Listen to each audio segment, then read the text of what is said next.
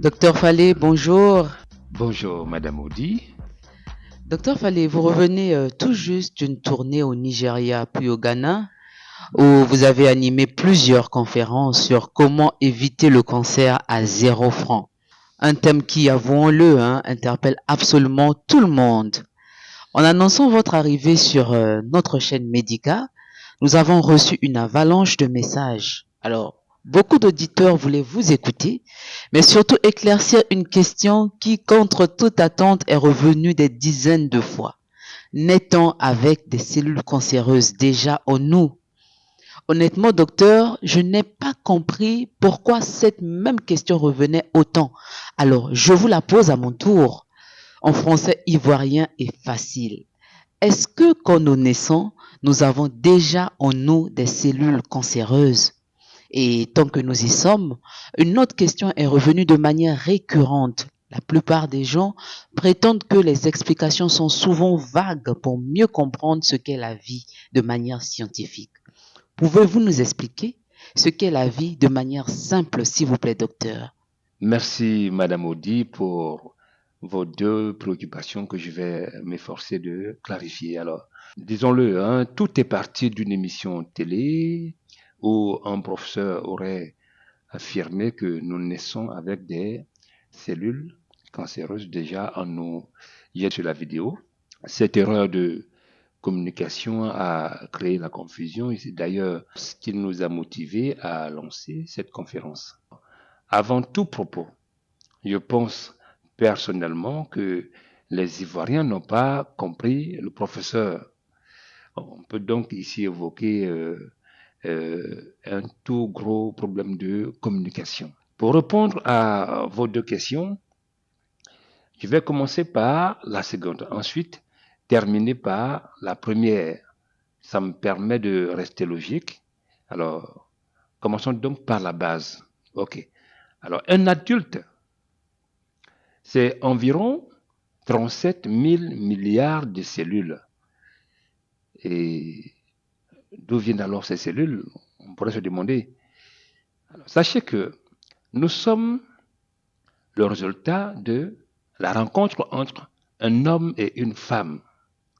Lors d'un rapport sexuel, l'homme libère environ 100 à 300 millions de spermatozoïdes et parmi eux, un seul réussit à atteindre l'ovule. Cette rencontre déclenche un phénomène naturel que la science appelle fécondation. Bon, ça c'est l'écho qu'on a au primaire. À partir de là se forme un œuf que tout le monde appelle embryon. Mais le véritable nom que la science lui donne est celui de cellules souches embryonnaires. Alors, c'est quoi en réalité cette cellule qui paraît toute minuscule et à peine visible? Il s'agit de la toute première particule vivante qui matérialise le début de notre existence physique. Dès qu'elle naît, elle enclenche un processus que la science appelle mitose, processus qui lui permet de se multiplier en millions, puis en milliards de cellules. Entre 8 et 10 semaines, ces cellules vont atteindre leur premier niveau de maturité. On parle ici de stade de fœtus. À ce stade, les cellules sont assez matures pour entamer la formation de l'ensemble des organes et finalement former complètement l'enfant dans le ventre de la femme. À l'échéance de ce processus qui va durer 9 mois, on parle alors de 9 mois de grossesse, la femme va ressentir le besoin d'évacuer l'enfant hors de la cavité utérine. On dit d'elle qu'elle accouche. Mais l'enfant qui naît, ce bébé est constitué de 1800 à 2000 milliards de cellules. C'est important de le savoir. Alors, si déjà à ce stade, nous les humains pouvions fermer les yeux et méditer qui nous sommes, nous verrions que nous sommes semblables à une immense cité animée par 2000 milliards d'habitants qui sont nos cellules. Retenez que chaque habitant, donc chaque cellule, est une énergie. C'est l'ensemble de ces 2000 milliards d'énergie que nous appelons la vie. Donc, la femme qui accouche donne certes naissance à un bébé, mais en réalité, elle donne naissance à 2000 milliards d'énergie, donc 2000 milliards de vies. On pourrait donc dire qu'à la naissance, Dieu nous donne jusqu'à 2000 milliards de crédits de vie. Et mieux, au fur et à mesure que nous grandissons, notre crédit de vie augmente.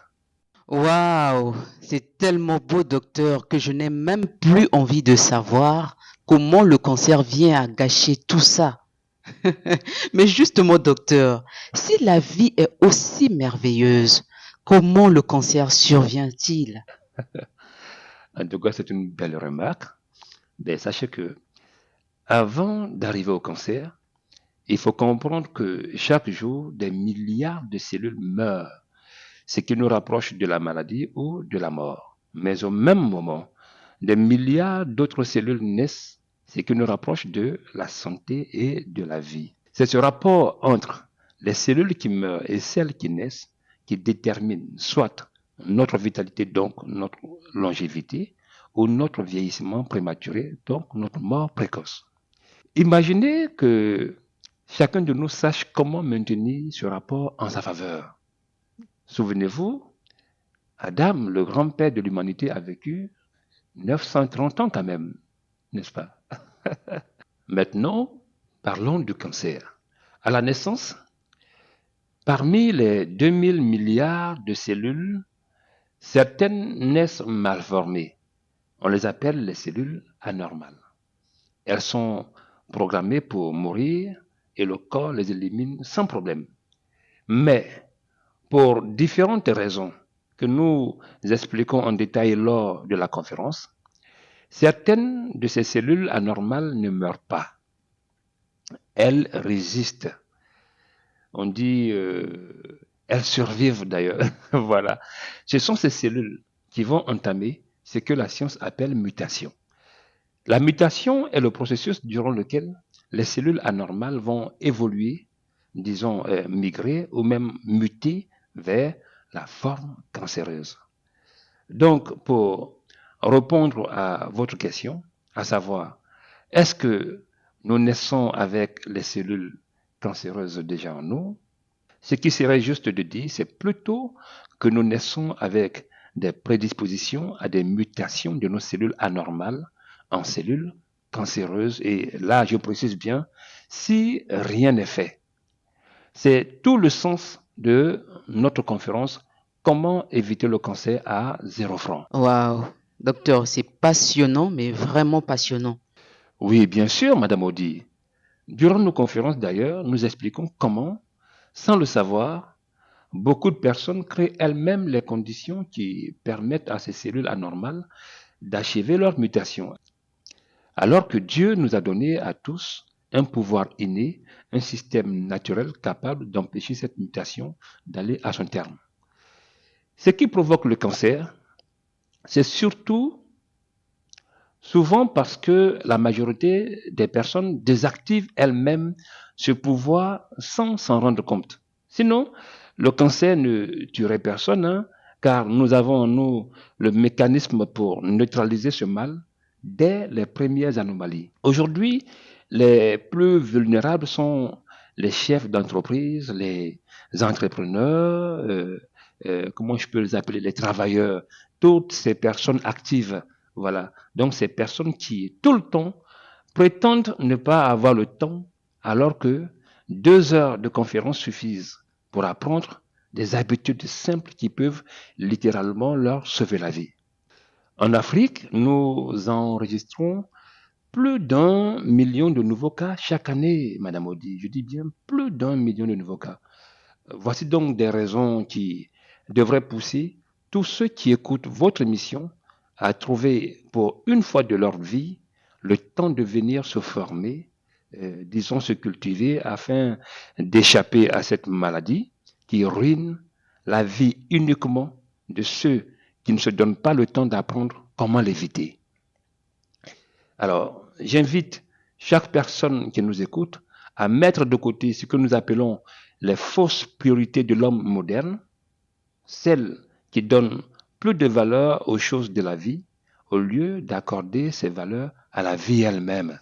Docteur, vos mots sont forts et je comprends pourquoi nos auditeurs doivent absolument remplir le formulaire d'inscription pour réserver, surtout que les places sont limitées, docteur. Mais, bien entendu, Madame Audi, ce que vous dites est réel. Au Nigeria, par exemple, les places coûtaient l'équivalent de, je crois bien, 28 000 francs CFA en monnaie locale, en Naira. Et nous avons honoré 3 rendez-vous dans des salles de 3000 places. Ici, nous commençons avec des coûts de ticket très bas, juste un tarif symbolique de 10 000 francs CFA. Ensuite, les conférences d'après se feront en VIP dans des salles plus grandes. Docteur, ça, je ne le savais pas du tout. Donc, nous allons demander à nos auditeurs de profiter parce que, docteur, votre après là, je sens que les tarifs vont monter. Bien sûr, voilà, bien sûr.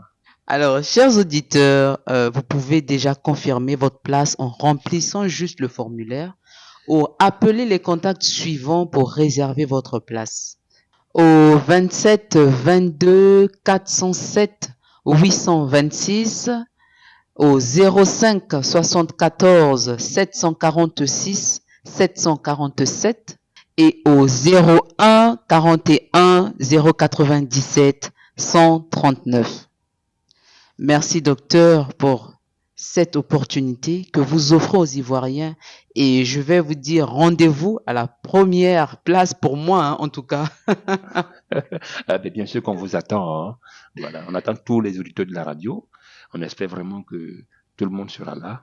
Bien sûr, parce que nous Voilà. allons apprendre beaucoup de choses et vraiment merci encore docteur d'avoir honoré cette invitation. Non, c'est moi qui vous remercie et merci à la radio, c'est Médica. Hein. Oui, Voilà, Médica. Radio Médica et à tout le camp médical qui nous écoute.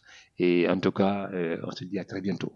Merci à vous et on se dit à très bientôt pour la prochaine émission. Alors, portez-vous bien et bon après-midi chez vous. Au revoir.